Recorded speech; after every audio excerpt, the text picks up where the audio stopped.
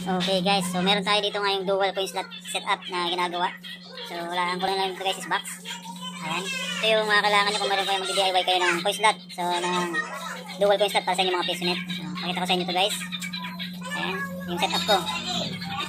So bago nyo kasi nilalagay sa box, kailangan gawin nyo muna na dito yung mga components. Pag dito mo yung mga connection niya, yung wire niya. So ganyan yung paggawa ng dual coin slot.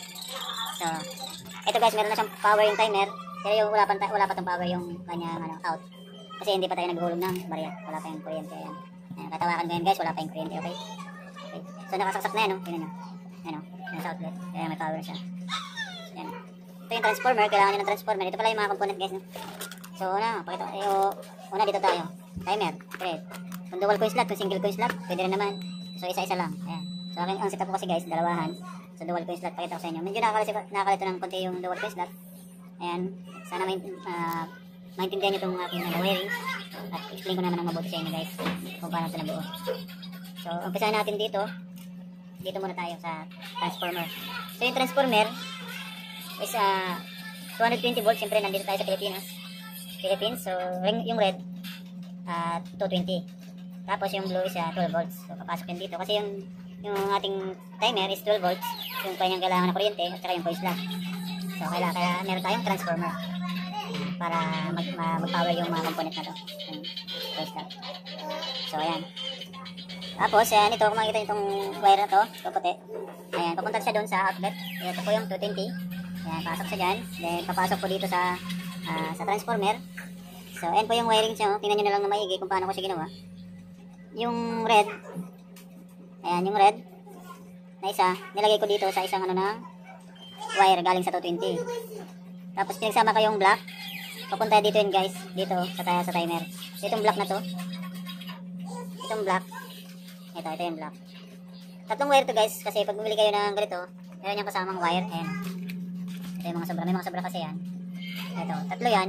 Yung green dyan, hindi na nyo na kayang kailangan. Yung green, putulin nyo yun. Gamit kayo ng fly scatter or kahit ng pamputol, putulin nyo yung green wire, okay? So hindi nyo na yung kailangan yung green. Cut nyo na yan.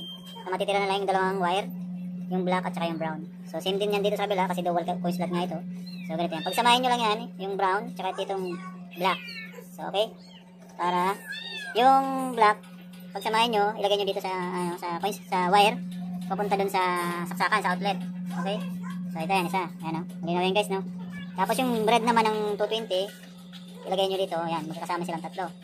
Okay? Tapos yung isa naman, ayan o.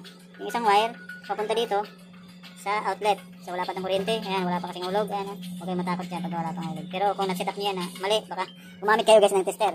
Ine-recommend ko yan. Gamit kayo ng tester. Then i-tester nyo muna, huwag nyo hawakan. Ilagay nyo sa 600 volts kasi dito tayo sa ano ito. 220 yan eh. Ayan, tester nyo. Ayan, kung wala naman, 0. Kaya ang ginagawa ko guys, nagtitester ako dito sa saksakan talaga para sigurado ko na baka hindi sira yung aking tester. So ganyan, tinetester ko siya. Ayan o, tinetester ko yan dyan. Ayan o. Ayan, diba meron siya 220 volts, 230. So nagagalaw kasi. Ayan. Ayan, nagagalaw. Pero, ayan. So ayan. Ayan o, diba? Meron siyang laman. Pero pagdating dito, ayan o, wala. Saka ito. Wala din siya. So, safe yan. Okay yan. So, lagi kayong guys, no, mag-secure kung mag-DIY kayo. So, medyo mahirap pagka bagawan lang kayo. So, pag hindi nyo talaga sigurado, huwag nyo nang pagpatuloy, baka madisgrasya lang po. So, kailangan po ng knowledge dito. Mag-search kayo, YouTube, kaya para magawa nyo ito. At saka yung panalangin din, siyempre, na magawa nyo ng mga isang bagay na gusto nyo doon. Okay? So, kailangan nyo guys, laging unahin natin yung Panginoon. Okay? Then, okay na, dito tayo. Continue tayo guys. So, dito yung isa, papunta dito. Tapos, yung isa naman na rin ng transformer, papunta naman siya dito. So, ayan, para malinaw, hindi na tayo gagawa ng diagram. Panoorin nyo lang itong video guys. Tapos, yung isa naman na, maglagay ko ng wire. Kung dual coil slot lang gagawin nyo ito, dito nyo ilalagay sa kabila. Ayan o. Ayan. Okay? Tapos, yung brown naman, yung galing dito, yung kasama ng black, yung brown, hindi guys, huwag yung pagsamahin. Magkaiwala ito guys. So, ito yung magkakat ng time. So, dito siya. Sa kabila, ayan o. Tapos, ganun din sa kabilang outlet. Ganyan yan, may takip yung guys na wala. Dito lang nilagyan natin. Kasi ilalagay ko pa sa box. So dito siya, sa kabila ilalagay. At dito rin sa kabila yung isa. So okay na yan, gumagana na ito guys. Ganyan na set up. Napakadali lang yan. Tapos ilagay nyo dito sa katabi ng roll box yan. Dyan. Ganyan, gayahin nyo lang to guys. So yan, napakadali lang yan. Pagka pinanood nyo lang to ng ulit-ulit. So tapos yung coin slot naman, ito may kasama ng wire niya. Pagdugtuin nyo lang, yan, color coding naman yan guys. Black, red, white naman yan. Kasi yung white is for coin slot. For coin. Yan, sinasabi ko nga sa ibang video ko, for coins ito. Pag naghulog kayo ng coins, ayan, magbibigay siya ng signal dito sa timer, kaya ilalagay niya dito yung oras. Okay? So ayan, ganyan lang setup niya, no? Tignan nyo.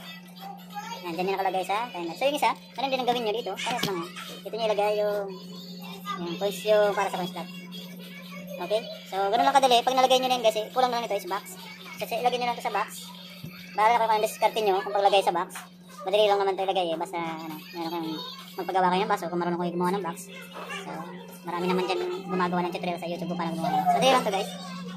So ayan, i-screw na nyo lang ito dyan sa loob ng box. Okay na yan. So ayan guys. So ngayon, tatry naman natin kung paano siya gumagana, no? Para kompleto yung tutorial natin. So ayan, 0 pa siya. Mapapansin nyo, 0. Ay, nakakita nyo, 0 siya. Oh. Ito wala to, hindi ko pa nilagyan ng coin slot to. So ito lang muna isa, yung nilagyan ko ng coin slot. Ito yung test natin. So ito yun. Ito yung kanyang mabibigyan ng kuryente pag nilugan natin ng coin. Okay? So lugan lang natin ng piso guys. Then ang iti-test natin, ito na lang, itong ilaw. Okay? So gusto nyo, monitor na lang. Sige. Ito yung monitor. Tingnan guys ha, naka-off. Ay, naka-on yun. Hugutin ko yung saksak ng monitor. Mamamatay yan. Ayan, may namatay, di ba? Saksak natin dito. Saksak natin na. Okay, huwag na natin ilagyan. So saksak natin. Ayan, okay. Okay na yan. Ayan, nakasaksak na. So ngayon, wala pa diba? Hindi pa umiilaw yung ating monitor. Ayan, yun yung function ng timer guys is for only to cut the power ng ating kuryente. So yun yung purpose ng timer. Okay? Para mamatay yung monitor. Okay, hulugan natin guys. Tingnan nyo. Okay, tingnan nyo dito. Makikita nyo dito yung oras pag hulog natin ng coins. Okay? Hulog. Sorry. Dito na. Ulit. Okay. Ayan o. Tapos ayan, meron na siyang time. Meron na siyang power. Okay, ayan, ito yung time. So, nilagay ko lang 1 minute. Baliktad kasi yan eh. Ayan o. So, 44 seconds, huwag na natin i-pause yung video. Tingnan natin kung mamamatay. So, ito, may kuryente na to guys. Ito, yung isa, wala pa yung kuryente, no? Pero ito, meron na yan. Delikado na yan. Huwag na hawakan. Kaya, doble ingat. Ingat kayo sa paggagawa nito guys. So, tingnan natin, hintayin natin maubos yung time. Then, tingnan natin kung talagang gumagana na siya. So, bago nyo ilagay sa box, test nyo muna para hindi kayo mabala sa trabaho. Okay? Ayan, bumos na. 3, 2, 1. O yun, nawala na yung. So, okay na siya guys. It works well. Nagpa-function siya.